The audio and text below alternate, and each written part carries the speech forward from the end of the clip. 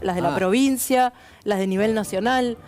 Sería catastrófico para el país que una persona desquiciada como Milei, ¿no es cierto?, se haga cargo de comandar los destinos de la República Argentina. El dólar no tiene techo, porque el peso no tiene piso. La hiperinflación está a la vuelta de la esquina. Nos dicen que empieza a cambiar la tendencia y que el mes que viene de nuevo habrá una desaceleración como la que tuvimos en noviembre y en diciembre. Acá hay algo que está profundamente quebrado, que es que la Argentina en alguna época fue un proyecto en común. Y ahora son modelos de poder. El próximo 10 de diciembre de 2023 entregaré la banda presidencial a quien haya sido elegido legítimamente en las urnas, por el voto popular. Trabajaré fervientemente para que sea un compañero o una compañera de nuestro espacio político. Desde el mismo día que asumió Alberto Fernández, lamentablemente predije que este gobierno iba a terminar como lo está haciendo. Me dijeron que sacó un video del presidente. Bueno, el presidente nunca había dicho que iba a ser candidato, ahora dice que no lo va a hacer. Veo que es un paso necesario para comenzar a ordenar el peronismo.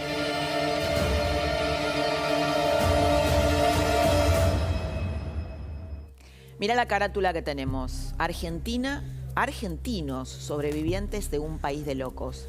¿Vos te sentís un sobreviviente de un país de locos? Yo creo que todos los que estamos acá nos sentimos sobrevivientes. Todos somos sobrevivientes de un país de locos. Desquiciado.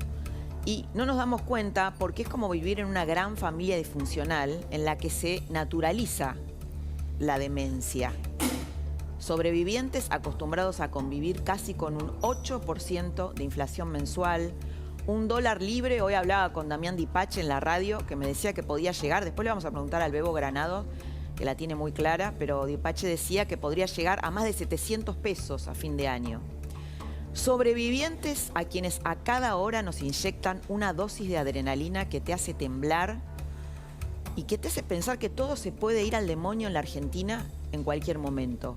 Como pasó esta semana, en la que un simple almuerzo en Casa Rosada, un almuerzo entre el presidente y un funcionario, Antonio Aracre, desató una corrida cambiaria que ayer llevó al dólar blue a 4.42. 4.42, hubo todo tipo de memes sobre este tema. Sí, los sobrevivientes vivimos, o más bien sobrevivimos, con la sensación permanente de que en cualquier momento en la Argentina se pudre todo, que la Argentina se va al demonio. Después le vamos a preguntar a Alicia Crosa sobre eso, que nos va a visitar Alicia Crosa, la psicóloga, la psiquiatra, de cómo eso nos pega en la cabeza de los argentinos. Hoy hablaba con economistas y me comentaban rumores de todo tipo que recién comentábamos con Hugo, que circulan en el mercado, que Alberto puede renunciar la semana que viene, que se viene una devaluación del 50% para el lunes. Le vamos a preguntar al Bebo eso. Han tenido que salir consultoras a desmentir esto. Rumores, aclaro, ¿no? Ya no son frases golpistas, las dice prácticamente cualquiera, porque es verosímil que cualquier cosa pueda pasar en un país, como dijo Alejandro Lerner esta semana. Lo habrás visto acá por la pantalla de La Nación Más, que escribió una carta plagada de sentido común y en donde dijo: hay olor a miedo en las calles. Hay olor a miedo en las calles. Hay un párrafo de la carta de Lerner en el que resume a la perfección cómo es sobrevivir en un país de locos. Dice esto, y esto es para Roncaglia: los niveles de inseguridad, crimen, desorden, desidia, son más que alarmantes, son patológicos. Vamos a hablar con Roncaglia de esto. La inflación no es como la fiebre, que un día tomaste frío y te enfermaste. La inflación es una decisión. Esto lo vamos a hablar con el Bebo Granados. La inflación es una decisión, dice Lerner. Y todos los días y desde siempre hay gente que toma la decisión de que vivamos en esta incertidumbre. Esto no es normal. Y no, Alejandro, claro que no es normal. Somos sobrevivientes de un país de locos. Mirá la placa, mirá esta placa. Tarifa de luz. Mirá, Bebo, 34%. Aumentos en abril, estamos hablando de aumentos en abril. Servicio doméstico, 14%, 7,8% telefonía, 6,6% tarifa de colectivo, 6,6% tarifa de tren, 3,6% naftas, colegios privados, 2,3% prepagas. Eso es vivir en este país de locos, ¿no? Y mira esta otra locura, cómo sube el dólar blue desde las PASO del 19, cuando gana Alberto, hasta abril del 2023. Empezamos con un dólar blue a 45 pesos, diciembre del 19, 3,69, va subiendo, hasta llegar en realidad a 4,42. Ahí habría que hacerle una corrección. Está arriba. Ya está, ahí está, 4,42, estaba tapado. Bueno, a ver, en un país de locos, los sobrevivientes, escuchamos estas explicaciones sobre el origen de la inflación, que por otra parte toda la región, toda América Latina tiene dominada, menos la Argentina, teniendo las mismas condiciones de la Argentina, menos la sequía. Eso es cierto. Cerruti te lo explicaba así, mira.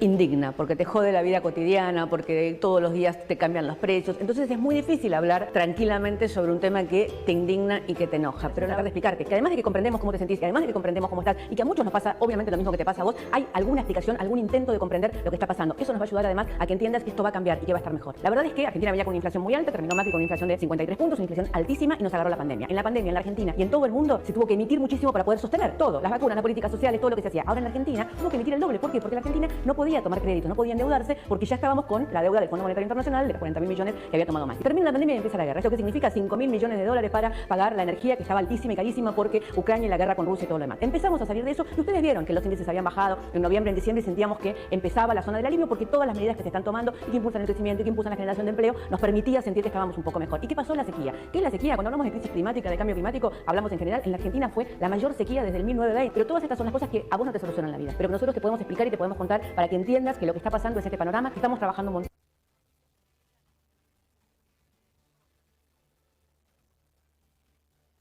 Esfuerzo todos los días para que la situación mejore. Ay, guau, ya me agotó escucharlo, ¿no? Me agotó escuchar la explicación.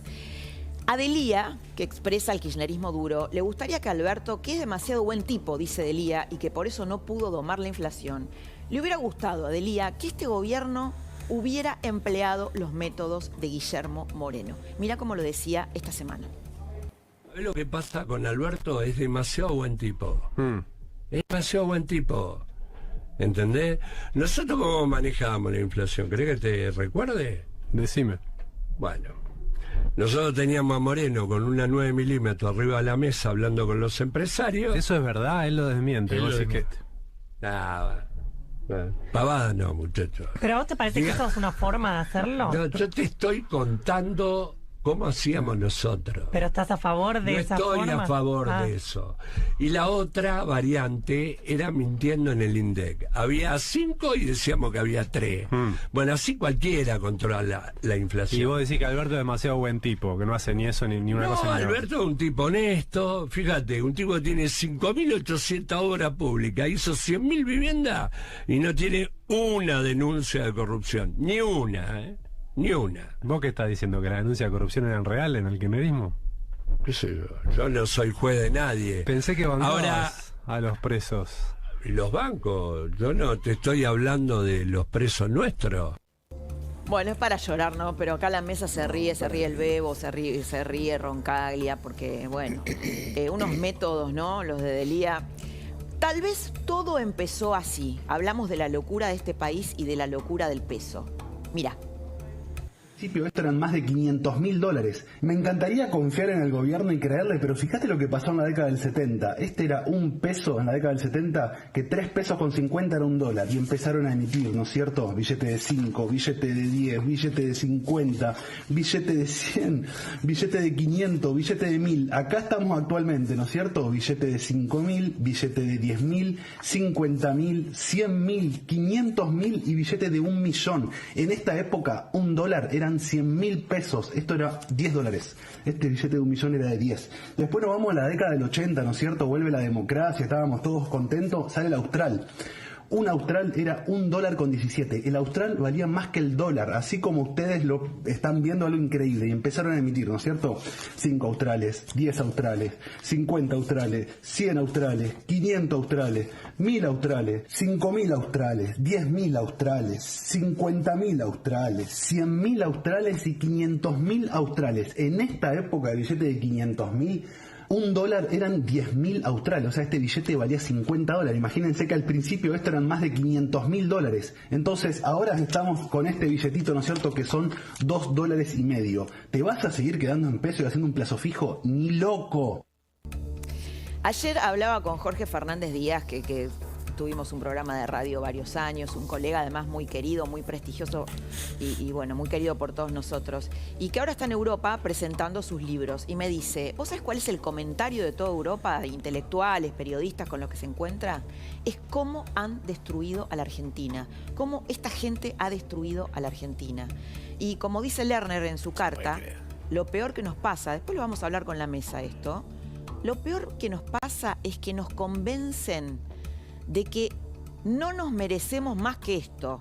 Esta frase es tremenda, no nos merecemos más que esto. Y es triste darse cuenta de que esta realidad a la que nos hemos sometido a vivir podría ser muchísimo mejor que la que hemos aceptado mansamente acatar. Una realidad que hemos aceptado mansamente acatar. ¿Será verdad? Vamos a hablar de esto con nuestra mesa y después también con nuestros invitados, la persona de la cafetería y su victimario. ¿En serio decidimos mansamente acatar? ¿De verdad? ¿De verdad creemos que no nos merecemos más? Pienso en la historia, mira, pienso en 1000 historias, ¿no?, de este país, pero la que se viralizó hace poco de una psicóloga de 60 años jubilada que, como no le alcanzaba la plata de la jubilación, se tuvo que poner a limpiar vidrios. Pienso en 2 conductores que vos, viste, mirás los portales y decís, el pasto está tan seco, ¿no? Dos conductores que en la Panamericana, ¿te acordás? Fue hace poco, se pusieron a discutir y estaban tan violentos que los arrolló un micro que venía en sentido contrario. Fueron arrollados y se murieron. Pienso en el hijo de Roberto Sabo, el kiosquero de Ramos Mejía, al que mataron por 10.000 pesos. La vida no vale nada, la vida no vale nada en la Argentina. El pasto está seco. Cualquier chispa, cualquier comentario, cualquier anécdota puede desencadenar un tsunami. En Casa Rosada juran que la chispa que encendió la renuncia de Antonio Aracre, el ex CEO de Syngenta, una empresa de agricultura, fue, ¿sabés qué fue? Este comentario que hizo nuestro colega Carlos Pañi el lunes en su programa Odisea. Mirá. Cuando ya la máquina se acelere, ¿Massa va a querer seguir siendo ministro de Economía de este gobierno o se querrá ir? En la Casa de Gobierno hay gente que dice Aracre calienta motores. Estamos hablando del empresario que preside el equipo de asesores del presidente de la Nación. Bueno, imagínate cuando Sergio Massa escuchó esto, ¿no? Juran que cuando Sergio Massa escuchó esto, él y Gabriela Cerruti, los que le calentaron es la cabeza, Alberto, de que le corte la cabeza a Aracre, ¿no? En un juicio express, que el lunes Aracre le había ofrecido al presidente un plan de estabilización. Claro, Massa, como es experto en serruchar pisos, tal como él lo hacía con Martín Guzmán, ¿te acordás que organizaba asados con su equipo económico para, bueno, serrucharle el piso para reemplazarlo, cosa que finalmente consiguió? Massa interpretó que Aracre lo quería reemplazar. O Aracre o yo, fue lo que le dijo a Alberto, tipo, viste, telenovela mexicana. Bueno, la solución ya la conocés, el desenlace ya lo conocés. Al otro día, la foto hipócrita de la semana, foto de Alberto y Massa en Olivos, absolutamente hipócrita. Como corresponde a un país de locos, Massa y Alberto se detestan, pero hacen que no. Miguel Pelle, el presidente del Banco Central, y Massa se detestan y ni siquiera se hablan, pero fingen que todo es normal, que todo está bien. Aracre, que ayudó a hacer el dólar soja 1 junto con Massa, nunca se reunió con Massa mientras estuvo en el gobierno. ¿Qué podría salir mal, no? Con este equipo tan comunicado, tan conectado. Después de su viaje a Mar del Plata, Alberto llegó a Olivos, se sentó, meditó, tenía al otro día que ir a un congreso del PJ donde le iban a tirar tomatazos, la Cámpora, y decidió bajarse de la candidatura a la que nunca en verdad se había subido. En Mar del Plata ya estaba lloroso. Mirá cómo lloraba Alberto. Y la verdad es que digo que, como decía Alterio en alguna película que premiamos hace pocos días, la pucha que vale la pena estar vivo, ¿no? ¡Qué lindo! Demasiado lindo. Demasiado lindo todo esto. ¡La puta! ¡Que vale la pena estar vivo!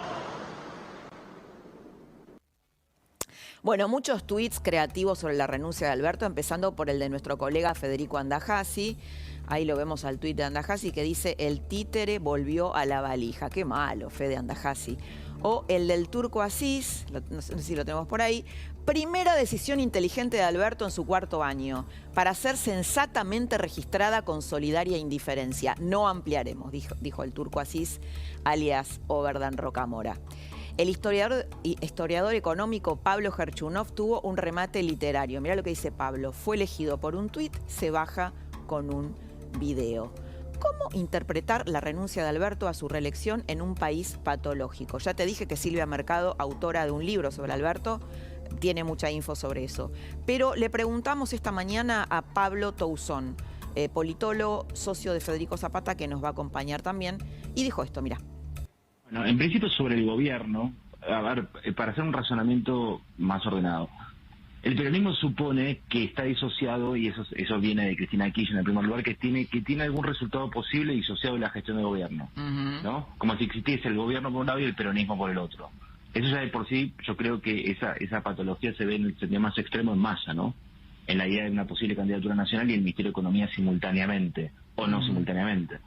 ¿En qué sentido lo digo? El primer efecto de la renuncia de Alberto es sobre el gobierno, más que sobre el peronismo, que incluye obviamente al peronismo. ¿Y cuál es? Es que no hay buffer, digamos, no hay blindex, no hay nada que intermedie entre la crisis y Massa, ¿no?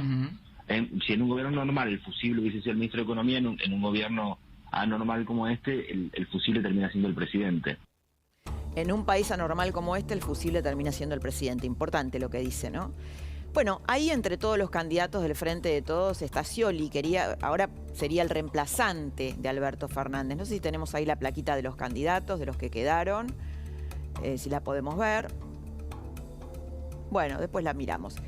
Bueno, entre ellos está Scioli, está Guado de Pedro, pero Scioli, de verdad Scioli, ¿vos te acordás las humillaciones que se tuvo que bancar Scioli, el títere de los Kirchner en aquel momento cuando era gobernador? Ahí están, mira, los candidatos que quedaron: Daniel Scioli, Juan Grabois, increíble, pero ahí está, Guado de Pedro, Agustín Rossi y Sergio Massa, que después de haber dicho que iba a meter preso a los ñoquis de la Cámpora, hoy es el candidato de la Cámpora, ¿no? Un país muy normal, este es un país muy normal.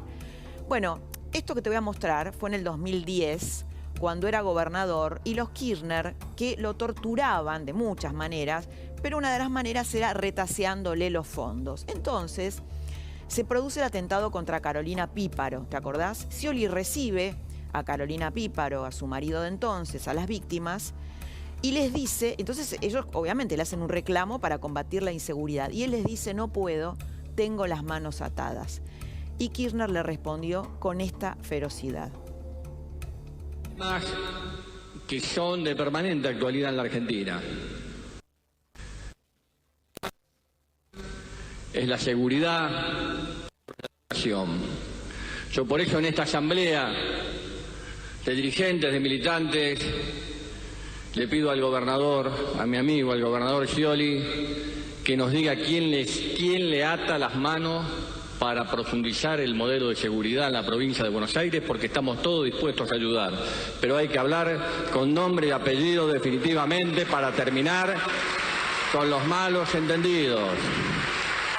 La cara de Scioli me encanta. Obviamente el que le ataba las manos era Kirchner, pero hacía que no. Pero bueno, como dijo Máximo Kirchner hoy en un acto, ¿no? En un furcio, en este país de locos, dijo que las virtudes conduzcan a la miseria. ¿Escuchaste esto? Que las virtudes conduzcan a la miseria. Obviamente fue un furcio, Pero bueno, viste el inconsciente cómo es. La trama de esta noche arranca de esta manera. Vamos. Estoy tan podrido que nos mientan con las intenciones, que todo lo técnico se nos hace un ruido de números y de tecnología que el resultado final sigue siendo el mismo. Cuando vos decís, vamos a tener una hiperinflación, ¿sabes cuántas veces yo ya escuché esa palabra hiperinflación? O cuántas veces escuché la palabra crisis.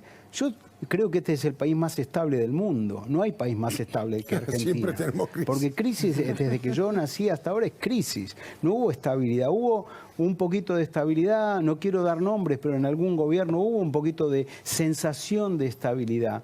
Y yo lo que quiero... Lo quiero decir con todas las palabras, que no nos rompan más las pelotas con la política para que cada uno pueda hacer de su vida lo que nosotros queremos, nuestros sueños, llevar a que nuestros hijos no se tengan que ir, que yo no tenga que huir, que podamos generar trabajo, que podamos estar contentos. Si queremos comprarnos una camioneta, que no nos dé miedo. Si nos va bien, que no nos dé vergüenza, porque no le robamos la plata a nadie.